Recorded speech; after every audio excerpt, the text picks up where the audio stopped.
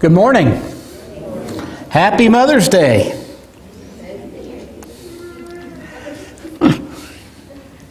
How do you respond, right?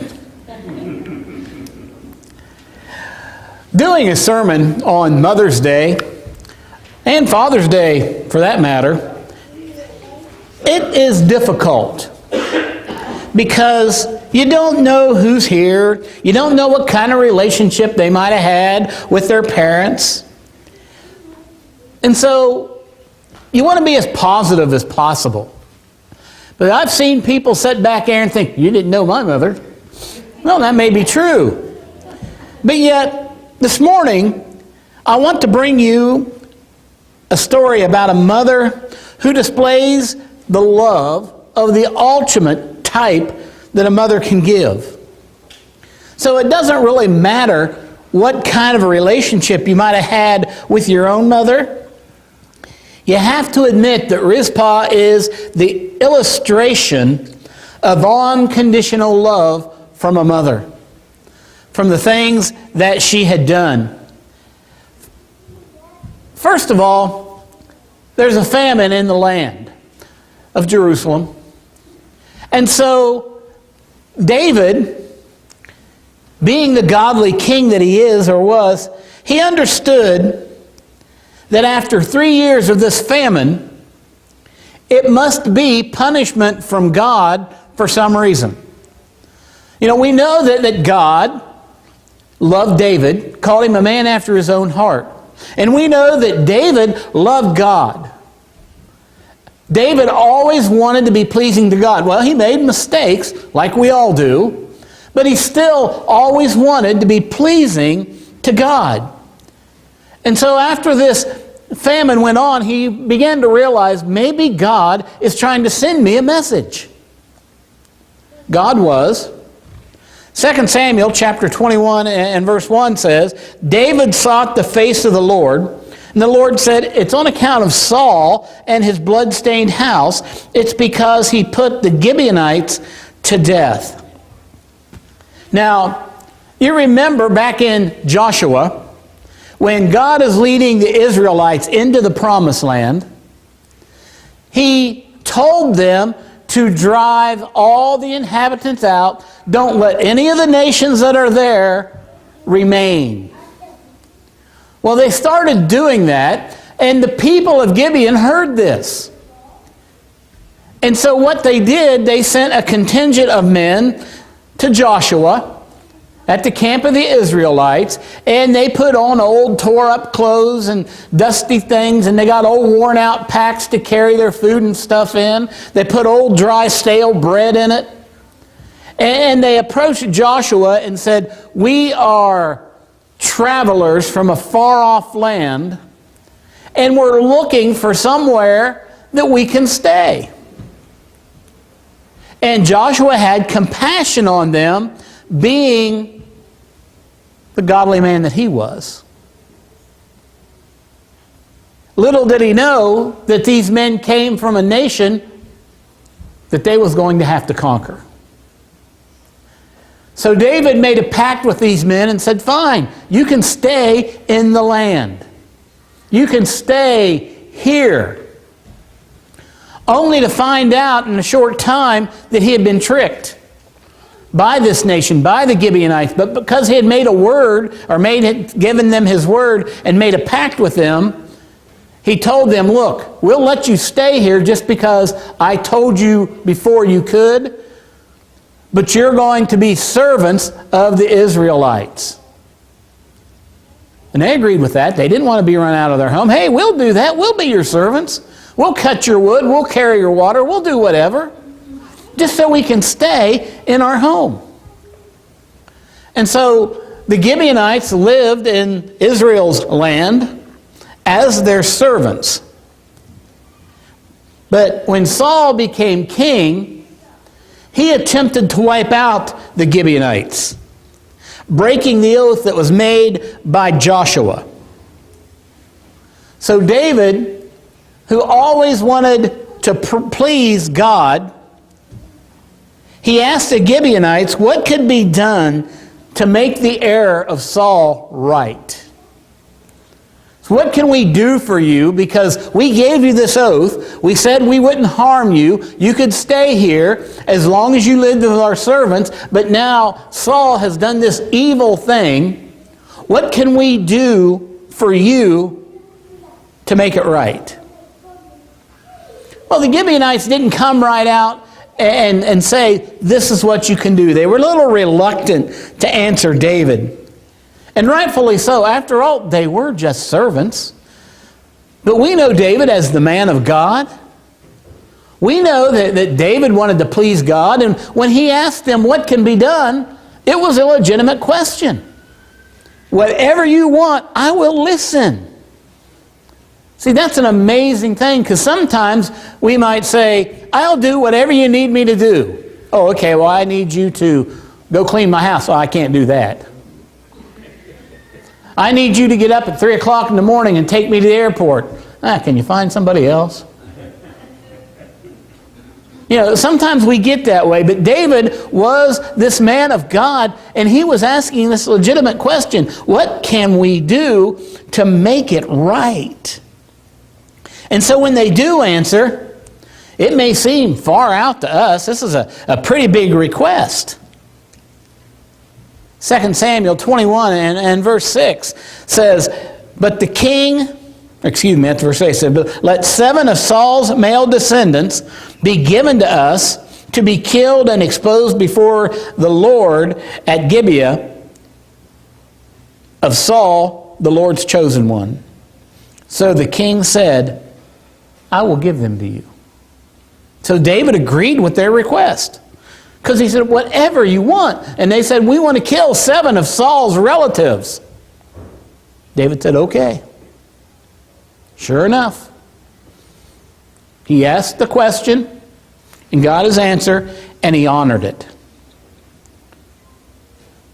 David got to choose the 7. And so he does. 2 Samuel 21:8 said, but the king took Armoni, Mephibosheth, the 2 sons of Ahaz's daughter, Rizpah, whom she had borne to Saul, together with the 5 sons of Saul's daughter Merab, whom she had borne to Adriel, son of Barzillai, the Metholaite. Now, we may recognize the name Mephibosheth in there. Mephibosheth was the name of Jonathan's son, who, while fleeing the castle, while it was being overrun, dropped him and crippled him, both feet. This is not the same guy.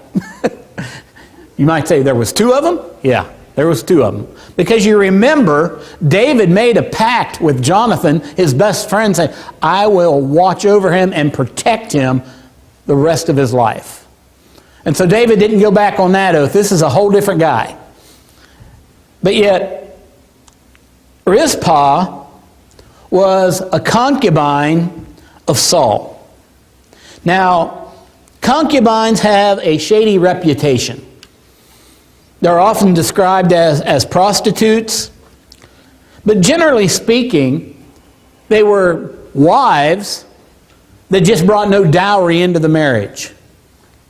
And that was always a common practice. When you married a woman, the father or the family had to give you so much money. Anybody get a dowry in here? No. We didn't want one anyway. We married for love. And so we think about this concubine. She's just a poor woman that came into this marriage. Or you might call her a second-class wife, a rank of second class. The other 5 that were chosen says they were sons of Saul's wife, or Saul's daughter, Merab. Now that name may not sound familiar to you. How about the name Michal? Does that sound familiar to you? David's first wife.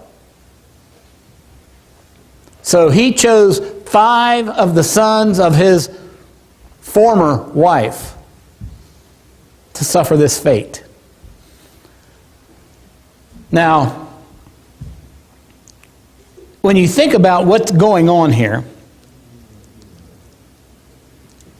the Gibeonites accept it. They didn't argue. And so what do? They kill the 7 men, just like they said they was going to do. If you look at 2 Samuel chapter 21, verse 9, says, he handed them over to the Gibeonites, who killed and exposed them on a hill before the Lord. All 7 of them fell together. They were put to death during the first days of the harvest, just as the barley harvest was beginning. So as tradition, they killed their enemies, went out to the barley fields,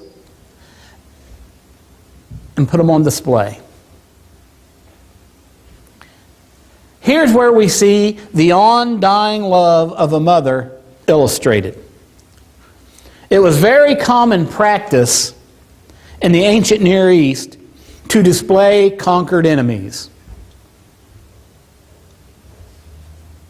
It was very common to gloat in such a way of saying, here's the body. Here is our enemy, and we have won. And so they take these 7 men and probably stick them on a pole somewhere in the barley fields so people will see them every time they come in. They will understand what the Gibeonites did. And what a better place to place these bodies than in the barley fields, where people are going to be working every day for months to get the harvest in. They'll be reminded of what David did for the Gibeonites. But notice from our reading how Rizpah reacted to the death of her sons. In 2 Samuel chapter 21, verse 10, Rizpah, daughter of Ai, took sackcloth and spread it out for herself on a rock, from the beginning of the harvest till the rain poured down from the heavens on the bodies. She did not let the birds of the air touch them by day, or the wild animals by night. What would make a mother do this? I mean, the sons are dead. She can do nothing for them. And so she goes out and makes herself a bed. And whenever the birds would come around, she'd probably swing something at them or throw something at them. She made sure the wild animals didn't come around to tear the bodies apart. She was protecting them even in death. You know, we don't know why David chose the 7 men that he had chosen. I mean, we have to remember that these men are being killed as a payback, and they're being killed like criminals. And so, what would make their mother do this? David chose these 7, but we can probably guess that these 7 men had a less than stellar reputation. I mean, David wasn't going to take the 7 best men in his kingdom and say, here, kill them. So he probably chose 7 out of Saul's family that probably had skeletons in their closet, maybe. But for some reason, he chose these 7. This was a woman who may not have always approved of what her children have done, right? We get like that as parents. We don't always approve of what our children do, but we never stop loving them, especially the mother. I remember several years back, and I can't even remember the pitcher's name now, but he was just a phenomenal rookie pitcher in the major leagues. After a particularly bad outing, he called home. His dad answered the phone. He said, "Dad, how things going?" He said, "Well, they're going all right." He said, "How are they going with you?" He said, "Well, I don't know if you saw my start yesterday, but I stunk." Dad said, "Yeah, Your fastball wasn't moving, your curveball wasn't breaking, and pretty soon the guy said, "Dad." He said, "Yes, is Mom home?" Because he knew Mom wasn't going to say that to him. Mothers love their children unconditionally. This is a true illustration, what she's doing, of what Paul would write many centuries later in 1 Corinthians 13 and verse 8. Love never fails. Love never fails. It would be wonderful as parents if we could look at our children and say, "I've approved of everything they have done their entire life." I've never met a parent yet who can say that. Parents will say, "I'm proud of my kids. They're good kids." But I don't think there's a parent yet that has approved of every single thing their children have done. But they've never stopped loving them, right, mothers? You never stop loving your children. You get angry with them? You want to punish them? But you never stop loving them. Here this mother is, she sacrificed for her children, even though they were dead. You know, she faced the elements, the winds and the rains, fighting off the birds and wild animals. I mean, think about it. The stench alone would be enough to make you sick and drive you away. I mean, these are bodies that were killed, not embalmed, but have been out there for days. In the elements, in the heat, in the sun. Luckily it was harvest time, so it probably wasn't extremely hot. But in that area of the country, it never gets extremely cold. So here they are, out there dying. But she's sacrificing for her children. Just as mothers do, they always sacrifice. You know, as mothers and as parents in general, we have to understand our children are always at risk. When we're in this world, our children are always at risk. One of the things that has always just driven me up a wall is to hear somebody say, "The church isn't in the entertainment business." Well, you know what? Satan is. And if the church don't take care of some sort of entertainment for our children, where are they going to turn? Where are they going to go? Now, I'm not saying that we get up here and dance in the aisles or do whatever, but I'm talking about people have a need to gather and do social things, to encourage one another. Satan will do it. Look at what Peter wrote in 1 Peter chapter 5 and verse 8. Be self-controlled and alert. Your enemy, the devil, prowls around like a roaring lion looking for someone to devour. And who's he going to devour? Anybody he can. Anybody that comes to him. Anybody that he can chase down. He will grab their heart. So we have to know that our children are at risk, and we teach them right. Now, wrong button. The love of a faithful mother is rewarded. Sometimes, mothers, you feel like you're underappreciated or not appreciated. I bet your children appreciate you. They may not tell you. They may not constantly let you know. But when they look back over their life, they'll know who probably had the biggest influence on their life. Their mother. David heard what Rizpah had done for her sons. She heard what was going on, or he heard. And this moved him to give all the men, even though they were being killed as criminals, an honorable burial. 2 Samuel chapter 21 and verse 13 tells us the bones of those who had been killed and exposed were gathered up. Normally, the bodies and the bones would have been left for the wild beasts.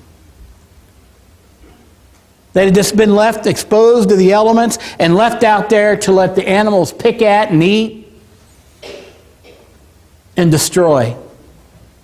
But when David heard of the undying love of this mother for her sons and for those 7 men, he had compassion. And he gathered up the bones and gave them an honorable burial. God still rewards faithful mothers today. I mean, you think about the rewards that you get. God rewards faithful mothers with all the priceless things from children. Like hugs, homemade cards, kisses. You know, you think about what children do for you from their heart because they're innocent. Those are the greatest rewards you can find. Mothers really appreciate that. They truly understand. I want you to imagine, if you will, being in heaven. Then all of a sudden you hear, "Hey, Mom, how do you feel?" There you are in heaven, and there's your kids. "Hey, Mom." That warm feeling, I was successful. I was successful.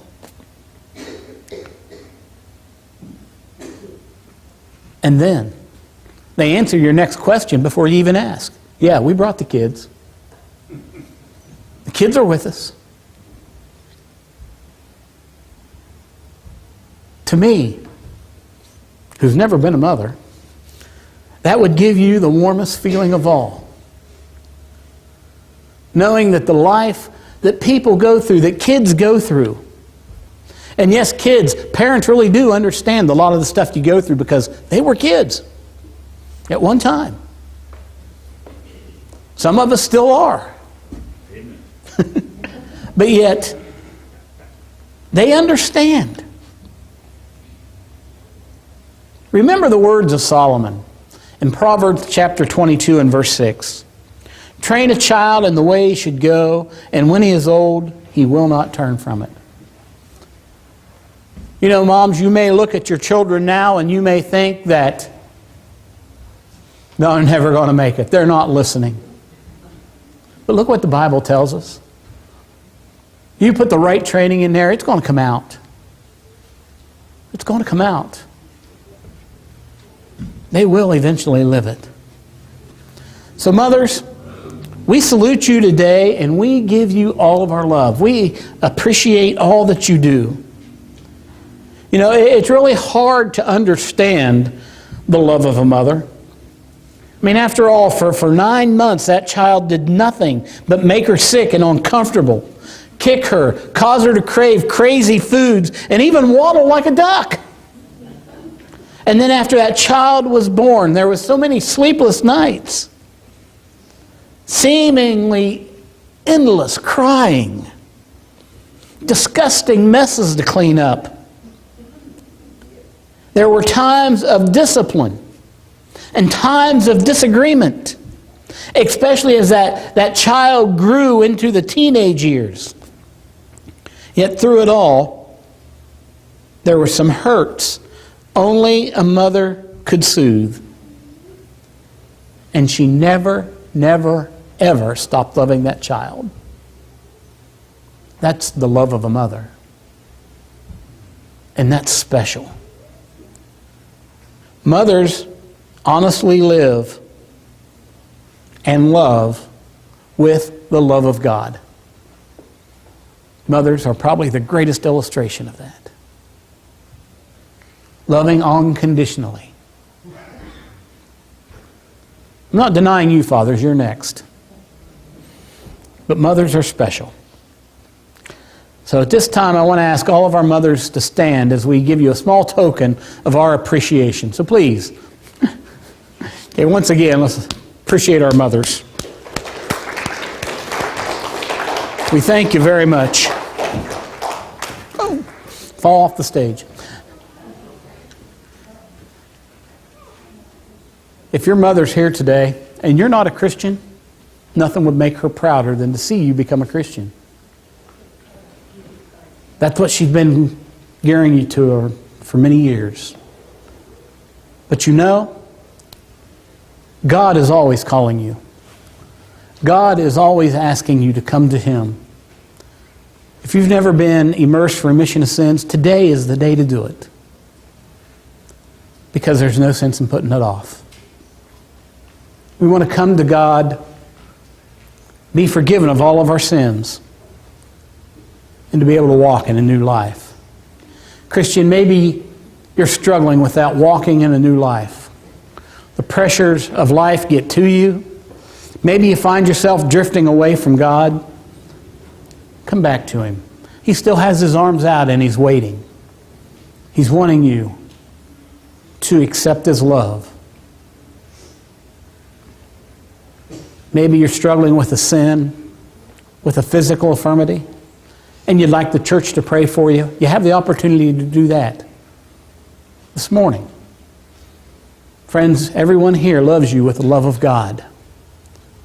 And God wants you to be in the fold. And He wants you to feel His love and pass it on to those around you. But I'm asking you to respond to God today in some way. Thank Him for all that you have, all that you are. Thank Him for your mother. Ask Him for strength or courage if you need that. Respond publicly if you need to. However, but let God know that you trust Him and have faith in Him as we stand and as we sing.